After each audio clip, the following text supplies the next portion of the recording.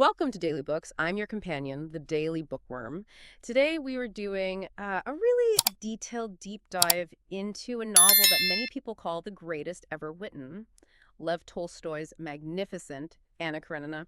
Okay, let's unpack this. Even before we get to the passion, the tragedy, we have to talk about that opening line. It just sets everything up. All happy families are alike. Each unhappy family is unhappy in its own way. Our mission today really is to dig into why the story is so much more than just, well, a tale of infidelity. It's this profound critique of society back then, 19th century Russia, and just a deep, deep look into the human soul. It truly is. I mean, the story centers on Anna Karenina, right? Beautiful, graceful, but she's stuck in what's described as a monotonous and unhappy marriage to Alexander Karenina. He's this high-ranking official, very proper, maybe a bit cold. Her son is really her only comfort at the start. And then, bam, the turning point. She meets Count Vronsky in Moscow, handsome, young, dashing. And it sparks this incredibly passionate but forbidden affair. And Tolstoy uses this situation as his stage, really. The conflict between Anna wanting something for herself and society's incredibly strict rules, that becomes the way he explores human nature, our inner struggles, and the damage done when you just follow the rules blindly. It's a massive social critique. And, there's a reason someone like Vladimir Nabokov called it straight up one of the greatest love stories in world literature. Absolutely. And the setting itself gives that critique so much power. We're talking 19th century Russia. It's not just background noise. It's a society going through these huge shifts. I mean, the book is set just after serfdom was abolished in 1861. That threw everything into question, didn't it? Oh, definitely. That historical context is crucial. Petersburg, Moscow, these are the hubs of the aristocracy. And they represent this really superficial life. It's all about artificial relationships, social pressure dictating everything. How things look is paramount. Being truly authentic, that's dangerous. Which brings us right to the heart of Tolstoy's criticism. The hypocrisy. It's staggering. Just look at Anna's brother, Stepan Arkadich Oblonsky. Steva, yeah. He's charming, loves pleasure, cheats on his wife right at the start of the book. But society, they mostly just shrug it off. He's Steva. Exactly. He gets a pass. He doesn't face any real social ruin. But Anna, totally different story. Because she dares to pursue her passion, and maybe more openly, she gets hit with the harshest judgment. She's ostracized. Viciously, the system just crushes her. It's this deeply unfair patriarchal setup where morality is basically a weapon used differently depending on your class and your gender. Vronsky, the man involved, his life and career continue, more or less. Anna loses everything.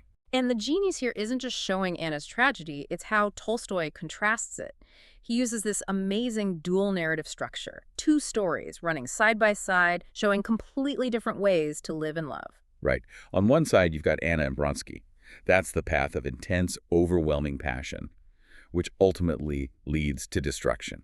Their relationship is all about individual freedom clashing with social pressure. But here's the kicker, that intense love, it quickly becomes this ordeal. The very passion meant to free Anna actually ends up isolating her completely. And it always strikes me how Vronsky's passion seems to, well, cool down a bit once the social heat gets turned up. He makes sacrifices at first, sure, but as Anna becomes more isolated, he starts pulling back emotionally, doesn't he? Looking for distraction. That's a really sharp point. The text totally backs that up. Yeah. Vronsky, underneath the romantic veneer, shows this kind of traditional male selfishness, maybe.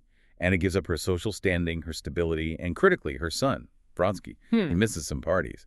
The passion was real, sure, but in that suffocating society, it couldn't last for the one who risked the most. Which is why the other storyline is so important. Konstantin Levin and Kitty Shtcherbatskaya. Levin, who a lot of critics see as Tolstoy's stand-in, philosophically speaking. He's the landowner, deeply thoughtful, rejects the city's fakeness, and focuses on rural life, physical labor, this big spiritual search. Exactly. Their love story develops alongside Anna's fall, and it's the complete opposite, thematically. Kitty initially turns Levin down, remember? But then their relationship grows into something really stable, built on understanding, respect. It comes to symbolize a kind of healthy balance, the value of a simpler life connected to the land, real stability. Although, let's be honest, some readers find Levin's sections a bit slow compared to Anna's drama. Is Tolstoy maybe pushing his own philosophy a bit too hard there, sacrificing the pace? It's a fair point some readers make, yeah. But structurally, Levin is absolutely vital. He offers the hope, the possibility of redemption that Anna's story just doesn't have. He's looking for meaning, but not in grand passions or social approval. He finds it in the everyday stuff, marriage, farming, the cycle of nature. His journey is meant to be this spiritual rebirth against Anna's tragic ruin. Okay, let's zero in on Anna again, because her psychological journey is just incredibly real. And the big question always comes up. Is she purely a victim of this awful society? Or did her own choices, her drive for passion, make her the architect of her own tragedy? I think it's that devastating mix of both. That's why she feels so human, so relatable even now. Her initial choice to pursue Vronsky, that was radical, an act of defiance against everything expected of her.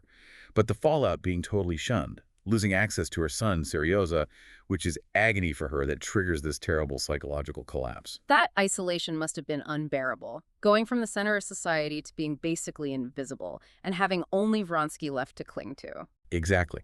Her tragedy really highlights that clash between wanting personal meaning and society's rigid rules.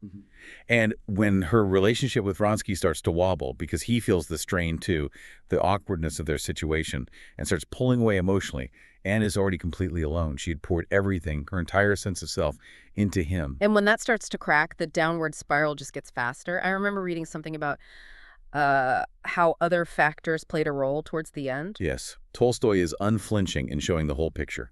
Her decline is tragically sped up by her increasing use of substances, morphine or opium. It's mentioned quite clearly. And this fuels her paranoia, her jealousy, makes her certain Vronsky doesn't love her anymore, even maybe he does, in his way. She pushes him away, creating the very thing she fears most.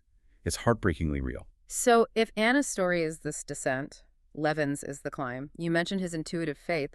What does that actually look like? Is he just anti-church? It's deeper than just rejecting institutions, I think. Levin really is Tolstoy's voice in many ways, exploring the answer to the big life questions Anna's story raises. He's grappling with faith, death, the meaning of it all. But he doesn't find answers in organized religion or intellectual debates in the city.